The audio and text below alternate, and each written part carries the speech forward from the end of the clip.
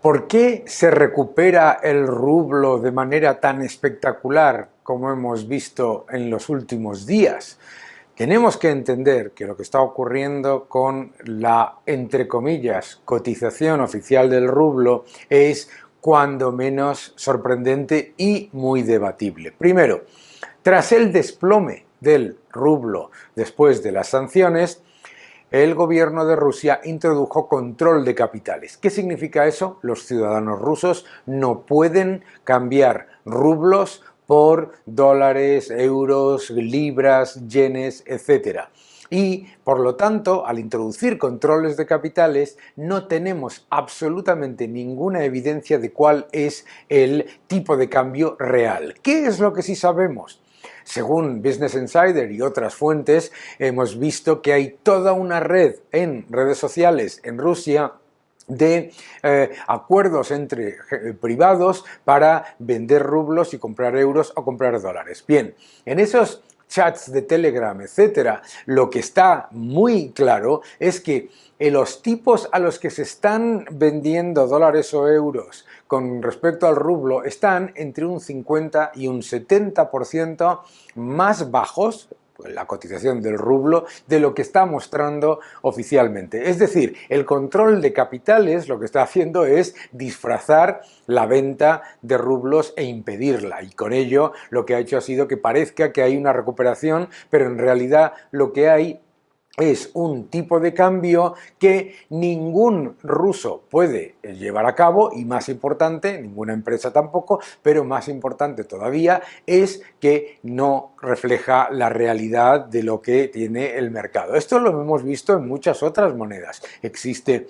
en Argentina, etcétera, y muchos otros países, en Irán hasta en Corea del Norte, si queremos. Otra cosa interesante es que el gobierno obliga a los productores de oro rusos a vender el oro al Banco Central a un valor de 5.000 rublos por onza. Claro, esto significa que lo que está haciendo el gobierno es muy parecido al cepo cambiario que lleva a cabo el gobierno argentino, por ejemplo, que es obligar a los productores a utilizar un tipo de cambio muy diferente y a cambiar sus reservas exportadas a un tipo de cambio muy diferente al real. ¿Y qué es lo que hace un cepo cambiario? Un cepo cambiario lo que hace es devastar el tejido productivo, no le hace más fuerte al Banco Central, lo que hace es mucho más débil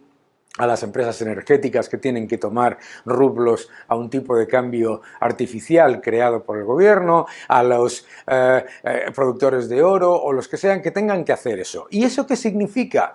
Lo que ya vivimos, por ejemplo, en la Unión Soviética, que era algo que pasaba también, que era que las empresas que podían exportar algo tenían luego que venderle al Banco Central sus reservas a un tipo de cambio completamente alejado de la realidad, y eso llevaba a la constante erosión del tejido productivo y a la descapitalización del mismo. Por lo tanto, mucho cuidado con pensar, uno, que la recuperación del rublo es por la demanda que hay, porque obviamente no la hay en medio de un control de capitales en el que nadie puede vender rublos a cambio de dólares o euros, y porque esa utilización del método del cepo para llevarse o para quedarse reservas de los productores a un tipo de cambio artificial, lo que hace es descapitalizarlos. Lo hemos visto en Argentina, lo hemos visto en Irán, lo hemos visto en Venezuela, lo hemos visto en muchísimos sitios. Por lo tanto, mucho cuidado con pensar que todas estas medidas son, digamos, una brillante idea que va a generar un nuevo cambio en el orden monetario. En realidad no deja de ser extracción de reservas del sistema productivo hacia el gobierno para disfrazar una situación monetaria mucho más complicada. Thank you for watching this video. Please subscribe to my channel, like my videos, leave your comments below, and keep defending freedom. Thank you very much.